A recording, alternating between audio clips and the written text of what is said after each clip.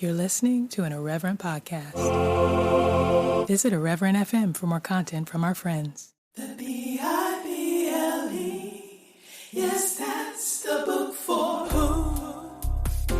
who is this fool? Who do they say that I am? God has not given us the spirit of fear. Fear not. Be not afraid. Let's add and take away till that's the book for me.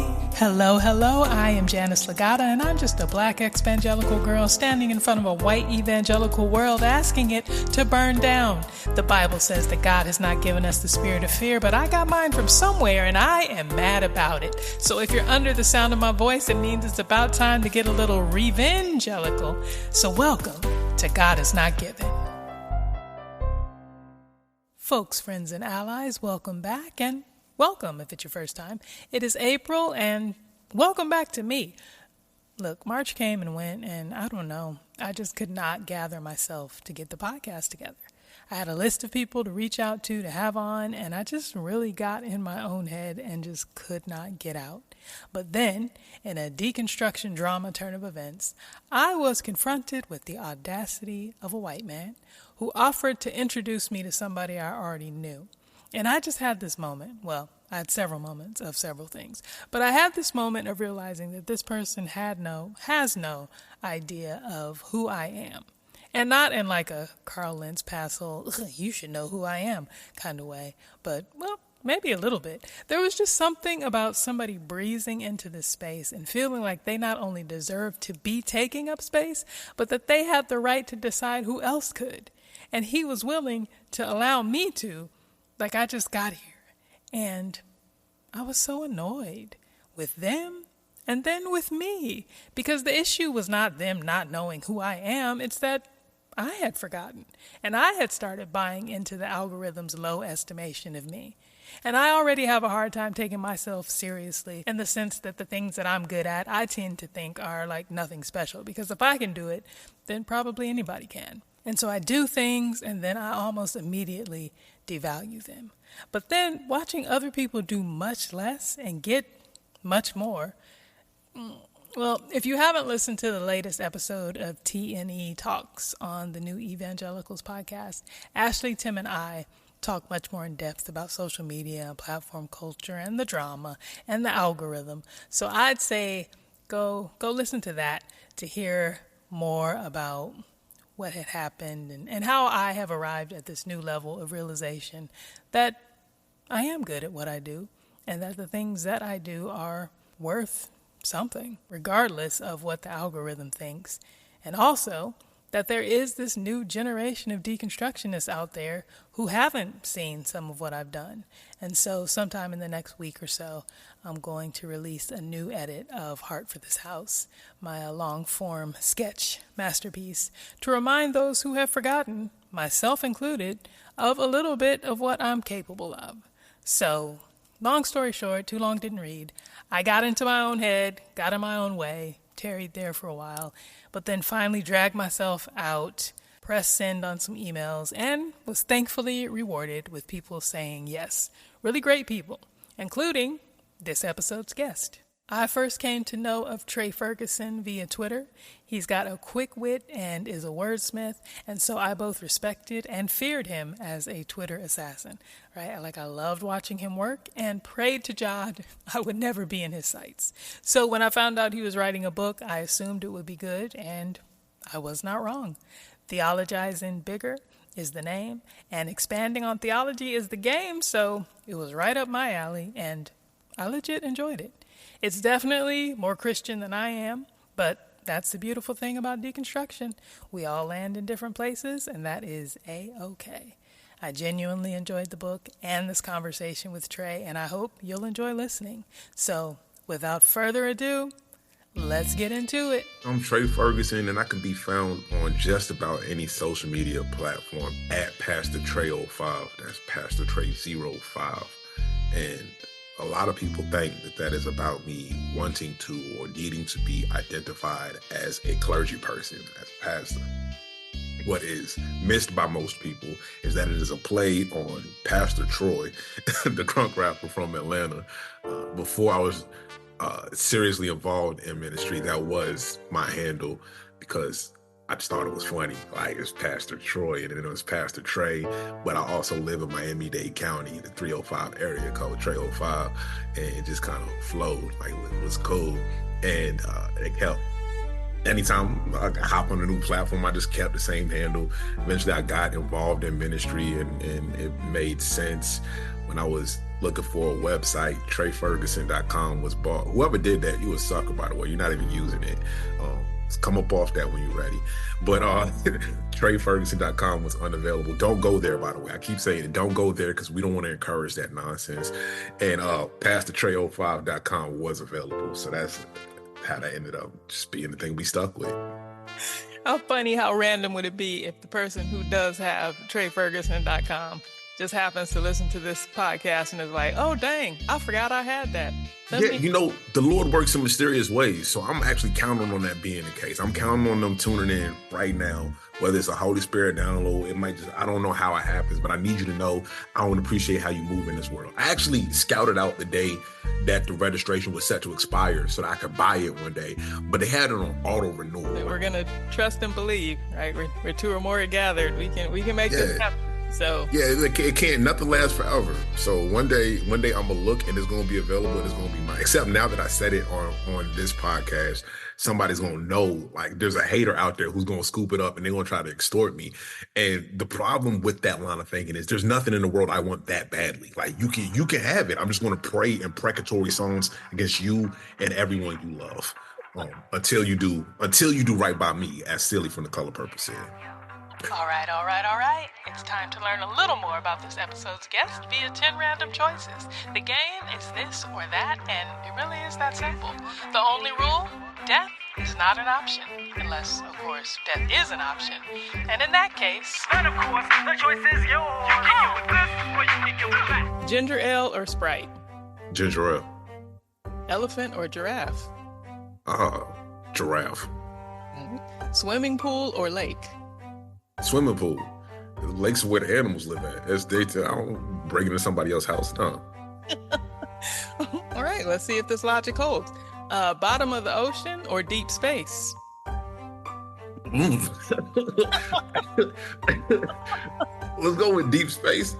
I mean, I'm gonna die either way. I'd rather die in like a more novel way, I guess. Like, I don't know. Early bird or night owl? Night owl. Game of Thrones or Lord of the Rings? Game of Thrones. I've never watched any of the Lord of the Rings entries all the way through. See, the thing about Game of Thrones is I could turn it on and know that somewhere within the span of an hour or so it had to end.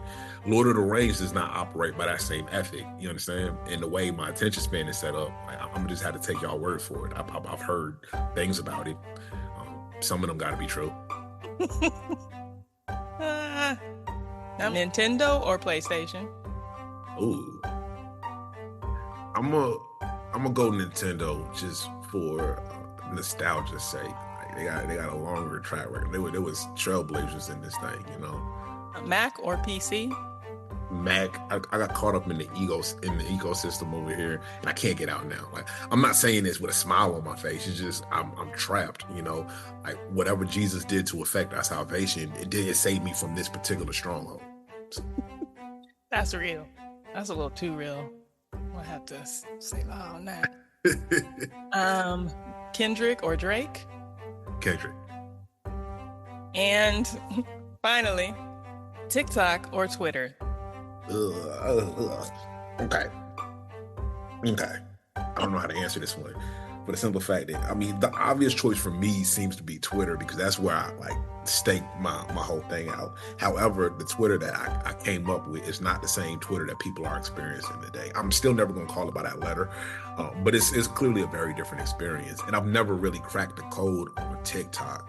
So I guess I'll stick with the hand that fed me. Let's go with Twitter. Yeah. How is Twitter these days? It's real ghetto. So the way I'll put it, right, like, I lived in a gated community, which I have mixed feelings about, right? But the thing about it is, it was a condo community, meaning that everybody in there owned something, right? There was pride and value in it and stuff like that. And every now and then, an owner would rent out to somebody, and then eventually, a bunch of investors came in, and to the point where like nobody who lives in there actually owns anything anymore. They rent, and all of the prices are too much for what you're getting, because at this point, like, it is resetting the market and all sorts of things. And in a neighborhood that was really cool and beautiful once upon a time, became something that was less than, because some people got greedy. And that's what happened to Twitter, right? Nobody who has any ownership or pride in what the actual product is can afford to be there without great costs to their mental health and wellness. And so all that's left is like kind of depressing. Do you think, is there hope for it? Or is it like, are we in we're in the end days of so many things. Is Twitter one of the apocalyptic happenings? Yeah, that's interesting to see, because the way that this has worked out historically is that all of the social media platforms have a shelf life. And I'm not just talking about like microblogging, whether we're talking about actual blogs, where Zanga, MySpace, Black Planet, they tend to have a shelf life. The one that seems to have the most legs behind it is Facebook, and by extension Instagram and everything, because they found a way to turn it into like its own universe or whatever. Twitter never reached that exact level, but it was embedded enough within community, like tweets and stuff like those words have entered the vernacular in a way that like, oh, maybe this could be another one of those things that doesn't have a shelf life, until the spaceman came along and took a sledgehammer to all of that. Like, oh, I'm going to change the name. Like, whoa, no, that was the strongest thing it had going for it, you know? And so we might see it transitioning into the great beyond, where we got the graveyard where MySpace and Zanga and all those other places live. And it's a segregated graveyard though, so Black Planet is in another one.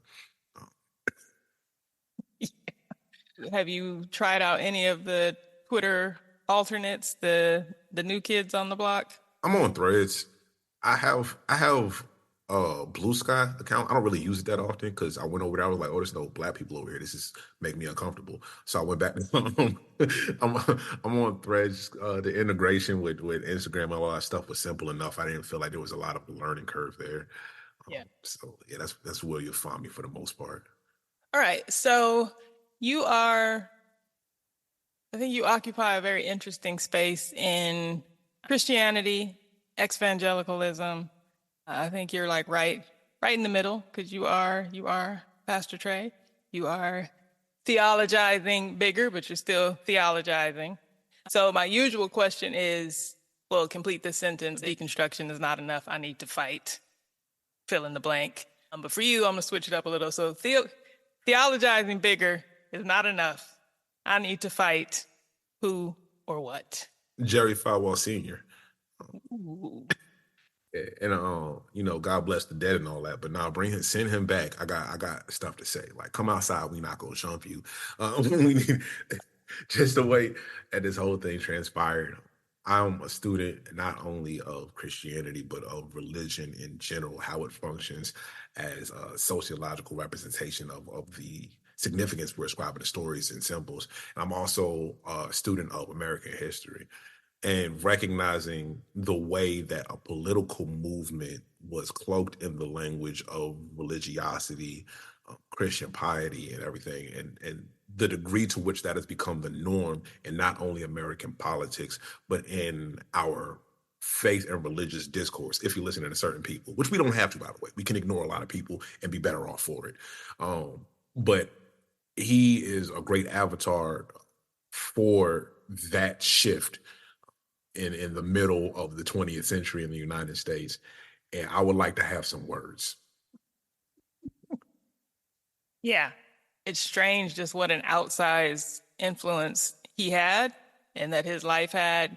And like, he's very public. So in a way, people know his name. And people are like, oh, okay, yeah, Jerry Falwell. Yeah, of course. And it might mostly know him for some of his more extreme stances, but might not realize how much he was doing behind the scenes and how much all of our lives have been affected by that. Like, we're living in the wake of Roe v. Wade being overturned right now. And that was like one of his signature pieces.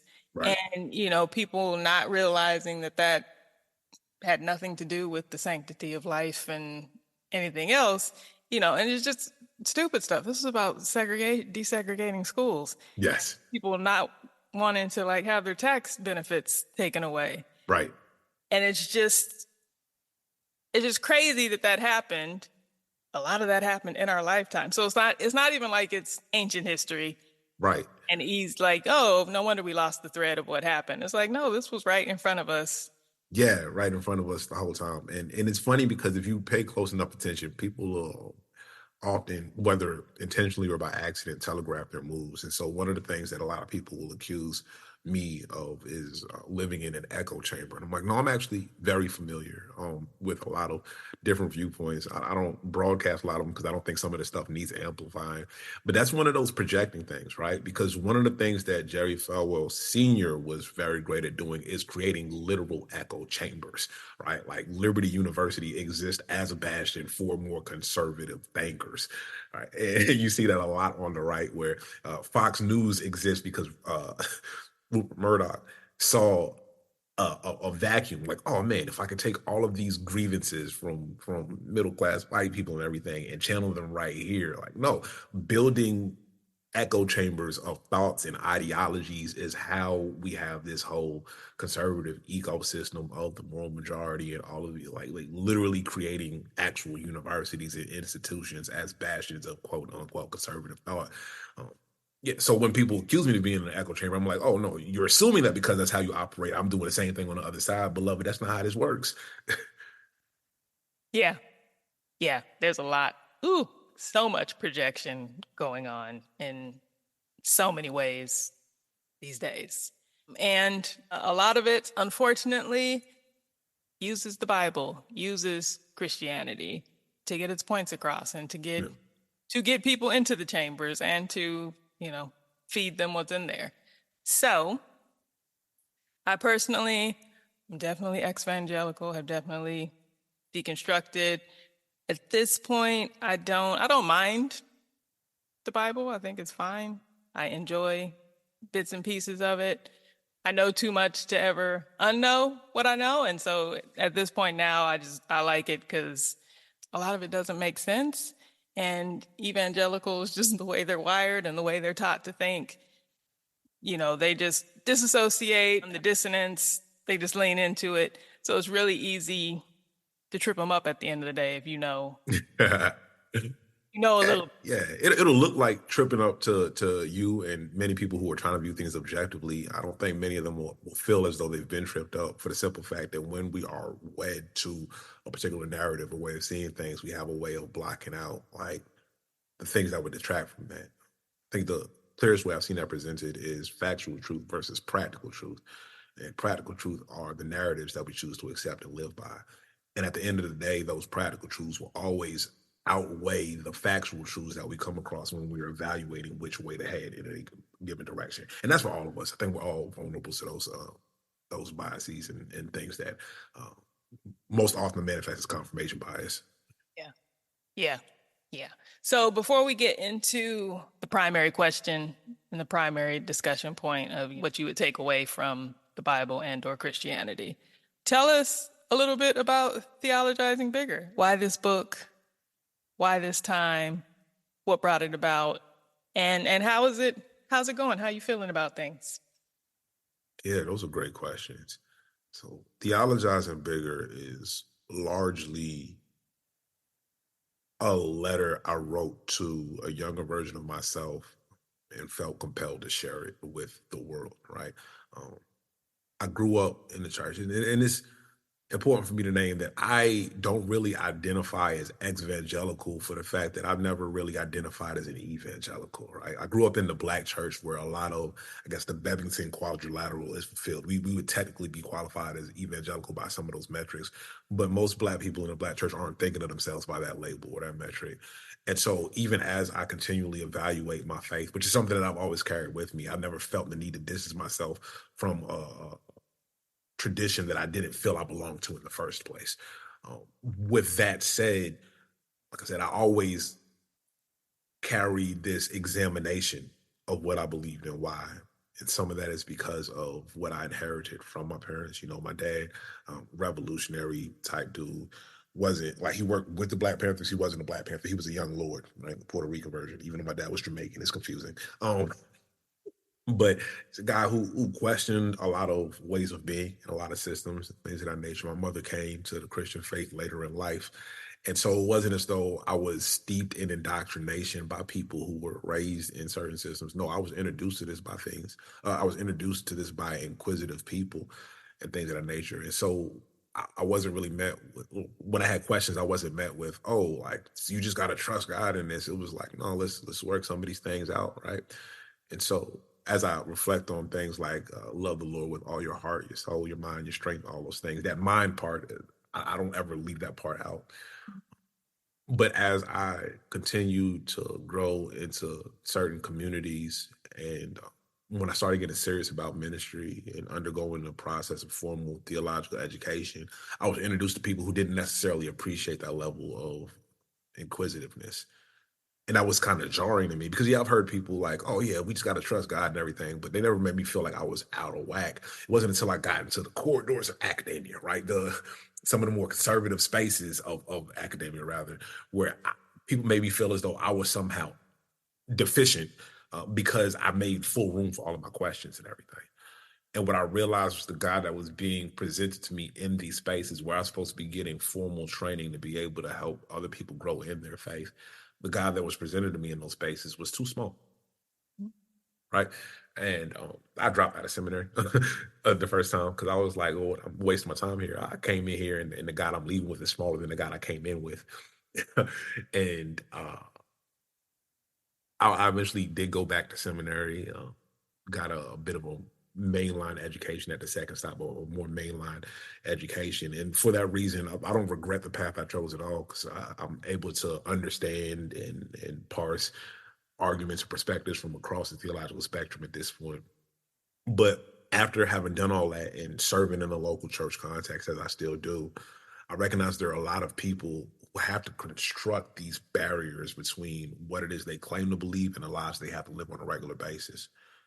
Theologizing Bigger is a way of reintegrating your faith with your life. It's about believing that when this transcendent, incorruptible, immortal God puts on finitude in the person of Jesus, that is a shattering of the barriers that we think of between the sacred and the secular, right? Between the profane and the transcendent, all of these things. And so I wrote a book with little nuggets that a younger me who was struggling with those things might have appreciated. And I've found that, like, even though I'm real Black, and as a part of my story, I found that some of these things connect with people who've experienced life much differently than I have, because there's a certain universality around struggling with making this faith we've inherited connect with the lives that we live. Yeah. Reading your book is such a good book, but it was challenging for me because I was like, oh, like, it's making me nostalgic for something I never had. Because I grew up in the church. I grew up under a Black woman pastor primarily, but it wasn't a Black church. Yeah. It was they'd come out of the Assemblies of God, Yeah. and it was very white evangelical. Like, Kenneth Copeland was like Yeah. spiritual father there. And so, like, I don't know, it just made me kind of sad because I'm like, I feel like I missed out on something. And again, this is all very recent history. And so, like, it's just funny to me, like, just how quickly that divide happened. Like, there were Black people in general, like, stayed in the faith, like, stayed in Christianity.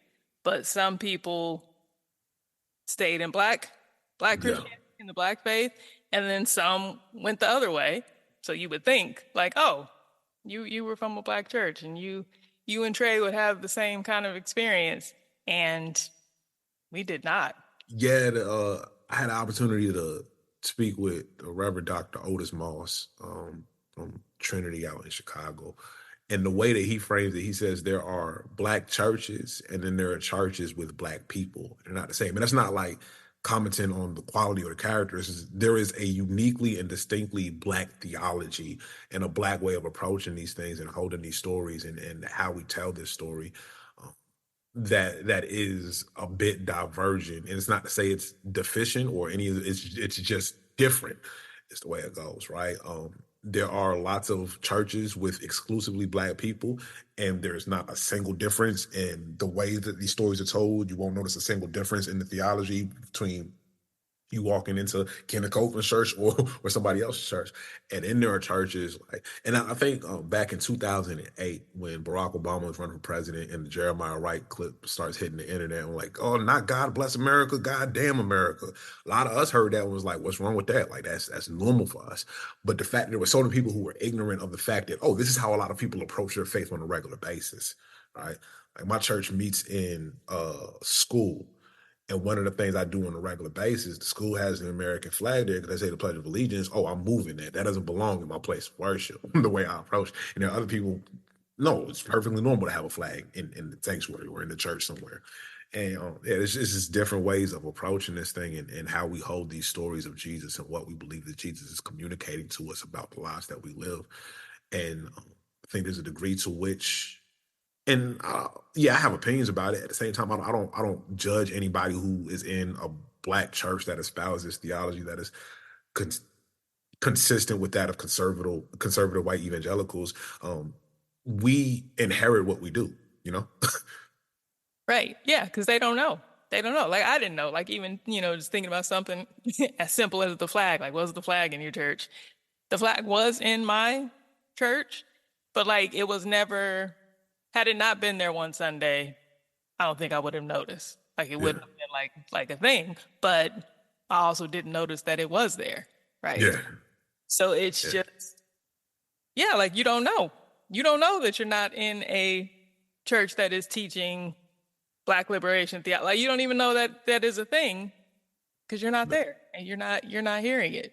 So it's just very interesting. And then especially, when you're ending up in places like Hillsong and these mega church structures where they are trying to fulfill their DEI quotients, right?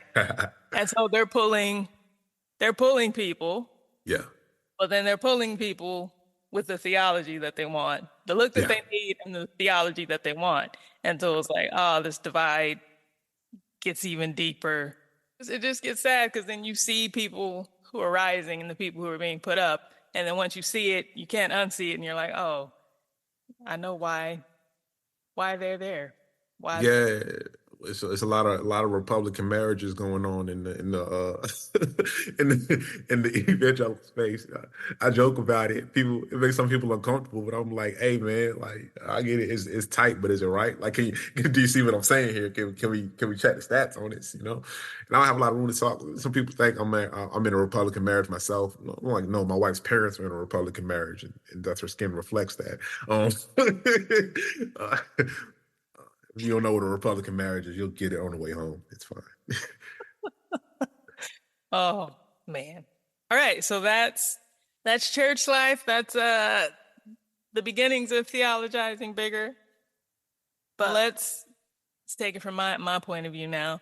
So Bible, Christianity, if you had to take something away from the Bible and or Christianity, what would it be and why?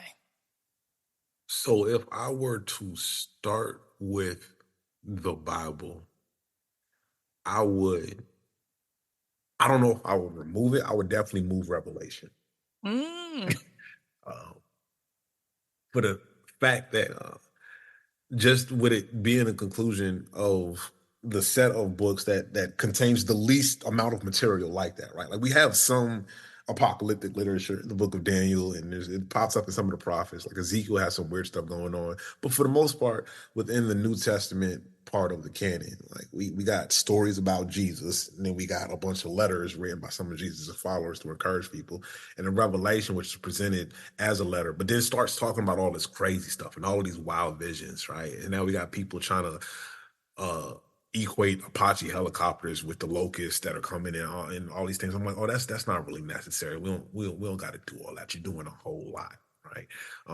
Do you really think as though John the Revelator was sitting on the Isle of Patmos in the 1st century or the 2nd century, depending on when you date this particular letter, and dreaming up helicopters like Leonardo da Vinci? Is that what we believe is happening right here, or is something else being communicated about what it looks like to follow Jesus in the uncertain times of the Roman Empire and what this looks like for people who cannot find acceptance, right? And I think that this leads to a whole lot of not only misinterpretation, but a lot of franticness and fanaticism that does not serve us well in terms of looking more like Jesus, who was in his own right an apocalyptic prophet. And he did speak a lot about what things would look like in the end times. And he did even use some imagery, right? Like when he talks about what Judgment Day will look like, separating sheep from goats and everything. But that's a lot different than multi-headed dragons emerging from the sea and all these other things, and this cosmic woman, pregnant woman giving birth to a baby that a dragon is ready to devour. And these are powerful images. They're good and everything. But that leads me to what I wish we could remove from Christianity, because when we give these type of images to a people who are wired a certain way, it leads to a great deal of harm. And what I wish we could remove from Christianity is this quest for and the premium that we put on the idea of certainty, right? The idea that there is an interpretation that is God-given and God-inspired, where that's not even a claim that the Bible makes of itself, right? We say that, oh, this is inerrant and everything, when a lot of times we talk about inerrancy, we're actually talking about an interpretation. And so we spend all of our time trying to find this right interpretation and affirm this interpretation, as opposed to affirming the image of God in people stationed around the world experiencing life differently, who are bringing different things to this text and therefore bringing other things out of the text. And it's in the community of all those different people where we get clearer images of God, right?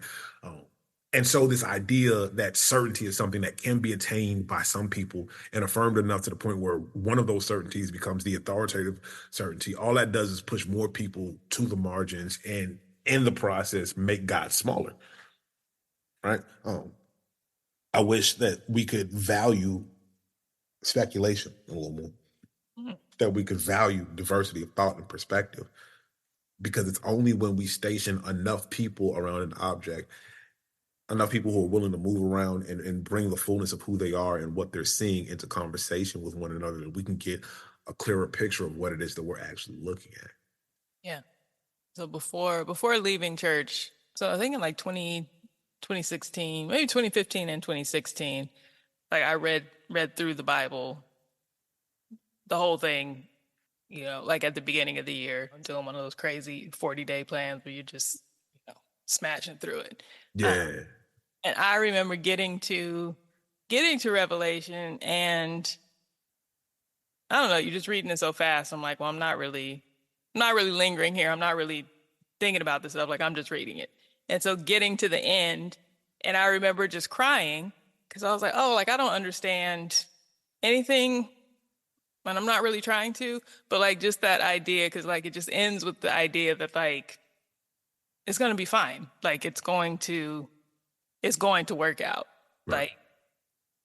Like whatever this chaos is, like we just know we have this hope. And so like I walked away just holding on to that and not trying to decode the whole thing. Yeah. What is the dragon? Is it here? Yeah. Do I know him? Like, yeah.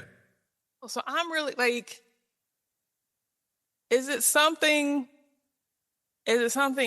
it's something inherent to us as individuals? Is it the groups that we're in? Is it like, what is it that makes you theologize bigger, that makes me look at this stuff and not feel the need to decode it, not feel the need to make it into something? Like, why do you think it's easier for some of us to take it on, just see it differently, and also, know what the rules are, know what the accepted interpretations are, and say, I see that, but I think something different, and I think that's okay. I think a lot of it depends on the value that you place on belonging in your particular context, right? Based on what I know of you and your story, and feel free tell me when I'm wrong or stepping out of line. The time frame you just described and in that period, that was right around the time that you were on your way out of that space, right? And so whether or not you had named it, there was a part of you that was like, yo, I'm going to go where the truth leads me, even if it's out of this particular community, which is a decision um, that a lot of us make. Whether or not we are willing to name that decision, that's a shift that occurs in a lot of us. And when you are determined to follow the truth that I believe is Jesus, right? I am the way, the truth, and the life. No one comes to the Father except through me, whatever. When you're willing to do that, sometimes you recognize that it will lead you out of community, Mm. right? There are some people who have to leave their churches to find God, right? And at the same time, there's something terrifying about leaving community, particularly as there are comforts involved there, particularly as if those are the only communities that we've known, right? There are people who've spent their entire lives around a certain church community, and that's a terrifying prospect that I actually understand in an intimate way. That fear of leaving that behind, of going into the unknown, can often be an inhibitor to following the truth or Jesus or God, wherever it may lead us, right? It's why Abraham believed God and it was credited to him as righteousness. What Abraham does to exhibit that is leave the familiarity of home and go where God is leading. Uh, Jesus tells people all the time, like, look, you need to count the cost of what it takes to follow me. If there are certain things holding you back, you can't really follow me. And so when you say like what makes us able to, there is a certain posture of being curious enough to leave that takes a certain amount of either courage or weariness, can also lead you to that place. When you realize that the comfort and the familiarity of home or that community is actually taxing you in a way, or is actually taking a toll. And until and unless we reach one of those points, we might catch glimpses of the truth, but we won't exert a lot of energy in following it because it can be costly in terms of the lives that we've built for ourselves. Yeah. Yeah.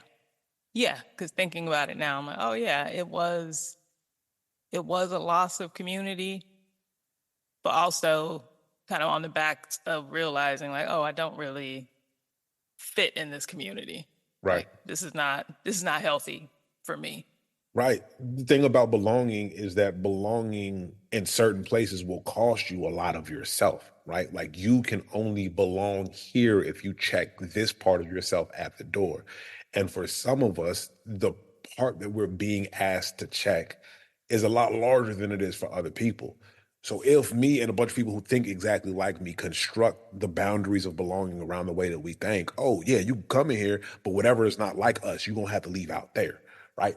And when that occurs, um, it is actually healthier for those people who had to check so much of themselves to leave, right? When belonging costs you that much, it is fair to question whether or not belonging is worth it. Now, I know that sounds like heretical to some people and everything because Jesus says to deny yourselves. But if only some people have to deny themselves, then we're not talking about belonging to Jesus's community. We're talking about belonging to your community, and your community don't really slap like that, no way. You know what I'm saying? It's only in all of us having to deny ourselves equally in all these things that we're actually following Jesus. If you don't got to deny nothing, but I got to deny everything, then you're not asking me to look like Jesus. You asking me to look like you, Yeah. and you ugly. I'm sorry. Oh, yep. No, too real. Okay, so you said you wouldn't necessarily remove it, you might move it. So if you were to move Revelation, where would you put it? And if it's not at the back of the Bible anymore, what's there? Jude? Jude, is that what's right before Revelation? Or would you put something else there? I'll put something else there. I would end the Bible with Hebrews. Something I've actually put thought into. If I were in charge of arranging a Bible, where would things go? Because these are actually things that happen. If you go into the Hebrew Bible, into the Tanakh, the orders of the book are actually different than they are in the Christian Bible. Right? The Tanakh ends with Chronicles toward the back end. I think like Chronicles doesn't follow the book of First Kings as it does in our Bible because they're communicating different things. Right? I would probably slide Revelation up to right after John. Like right after the Gospels, just because it would seem awkward at first to a lot of people, except that's where it was, and we would just think of it as right there anyway, right? And the order of some of those books doesn't really make sense anyway. Like Acts should be coming after Luke. It's very explicitly a continuation of that narrative, but we slide it in after John. Like, yeah, we could put Revelation up there, and then somehow like its importance in that way is shifted in our mind and imagination. Right. I would end it with Hebrews because Hebrews is actually a pretty complex teaching that is easier for us to grapple with than the terrifying images present in Revelation. Right? And Hebrews even talks about like, oh, needing to go from milk to solid food. No, it's complex. It's there. And Hebrews is, as Revelation is, in my personal opinion, often misinterpreted. What is being communicated there, and a lot of the supersessionism that comes from the way that we read those stories, it's still going to be there regardless of where we place it.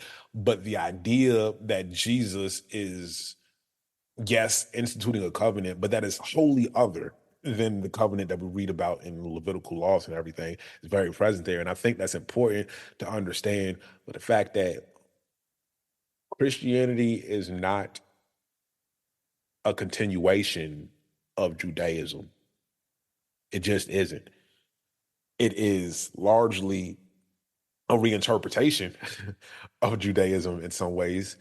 And the fact of the matter is, particularly now, when the majority of Christians in the world have never identified as Jewish people. In the earlier stages, yes, most of the people did identify as Jewish at some point in their life, and it made sense for them to use these images and everything because that is what they knew. At this point, the only way that we come to know those things is by studying Judaism. We study a different people's culture. And so I think when we understand what Hebrews is doing, it's reinterpreting the story of a Jewish people for this new idea of a faith system and everything. It kind of gives us the freedom to view ourselves as other, which is what we are. We're not the continuation of Judaism or the continuation of that covenant. No, this is something entirely new, which that book does make clear, but for a different audience. That's very, very interesting because I haven't thought about it in a while, but going out, Hebrews was my book. Like, and I don't even know why, but I would like just listen to, like when I was going to sleep, like it was just something about Hebrews that just... They go really deep. Like it's a lot of real artistic stuff going on there. And if you're a creative person, you can appreciate what's going on. So the idea that Jesus is a priest, but in the order of Melchizedek, right? In Leviticus, all the priests are from the family of Aaron. It's just like, no, this is a different family. It couldn't go into the, like a priest in the order of Melchizedek can't present a sacrifice in the temple because that's Aaron's job. It's like, yes, there are some similarities. And if you think about that, it'll help you understand this, but this is something wholly different. And there's so much artistry going on and how that story is reinterpreted to explain something different. Like, yeah, it's kind of like that, but something else, right? And that's so beautiful. It's exciting. And like I said, particularly if you're a creative person, there's a lot of inspiration to be found there. Yeah. You almost making me want to go look at the Bible again. All right. So that's what we're taking away, moving, shifting around. So now if you had to add something, need you to give me two things that we're putting in there, and at least one of them has to be something of yours. Okay. All right. I would add the appendix to Frederick Douglass's slave narrative to the Bible. I would. And it would be really awkward if you're not from the United States, because a lot of it is very like USA centric. I apologize, rest of the world, but I need to clean my own house up first. We live in real ghetto over here.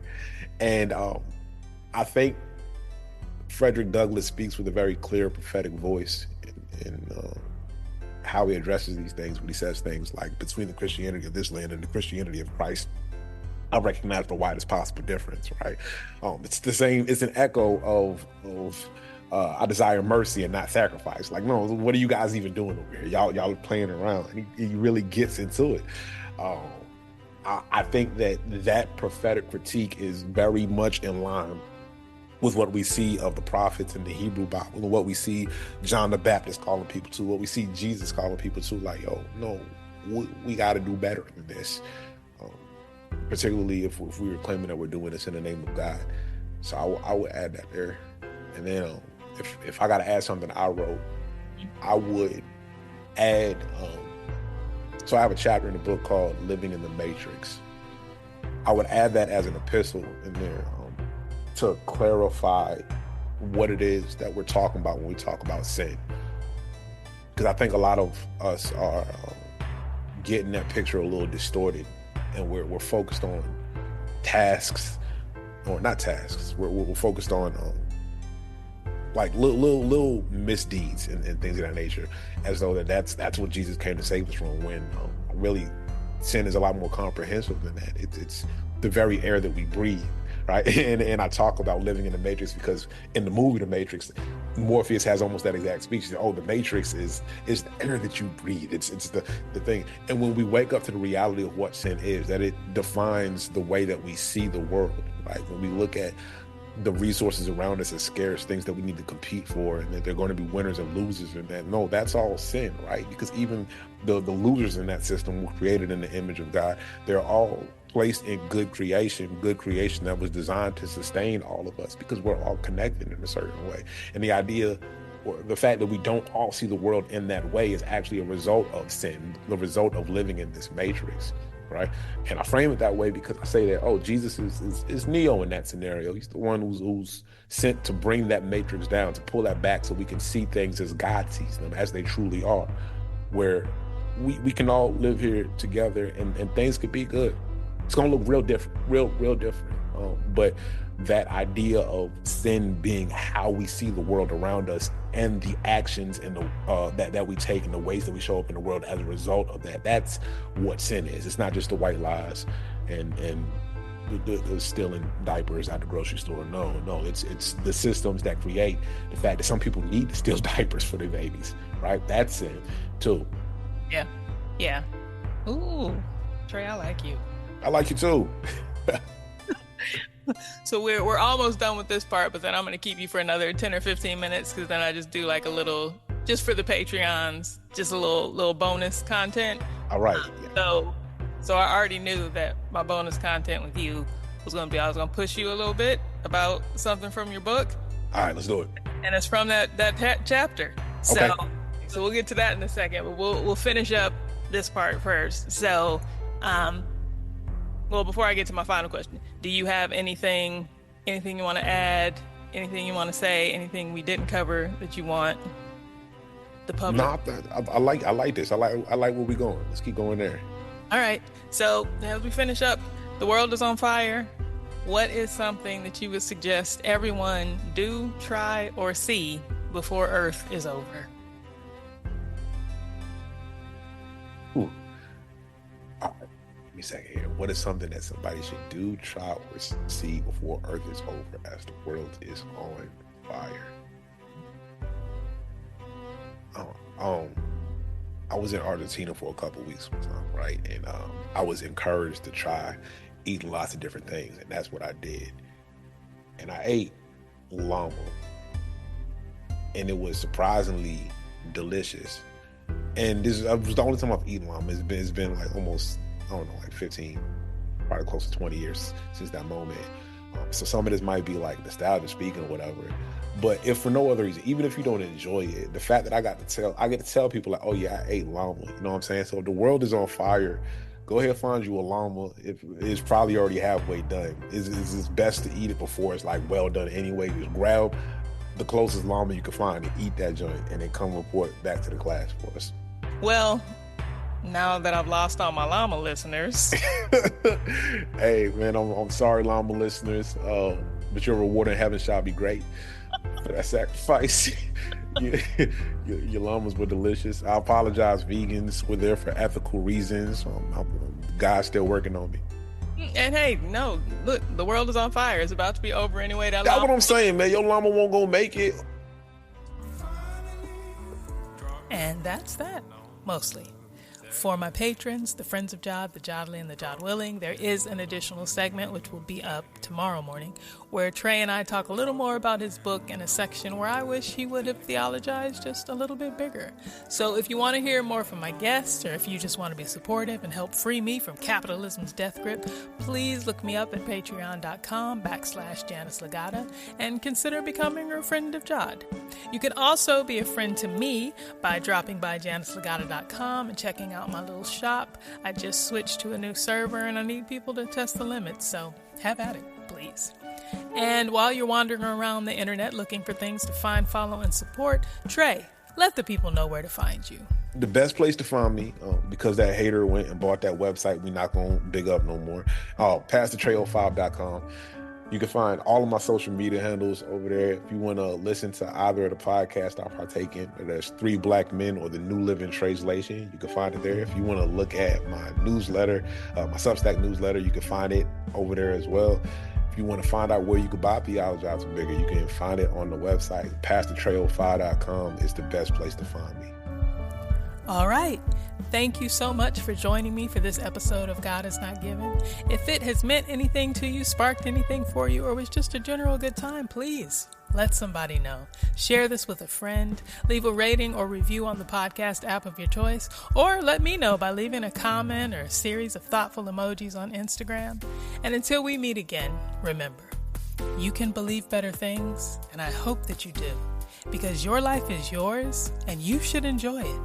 So take care of you, be well, and I will speak to you soon.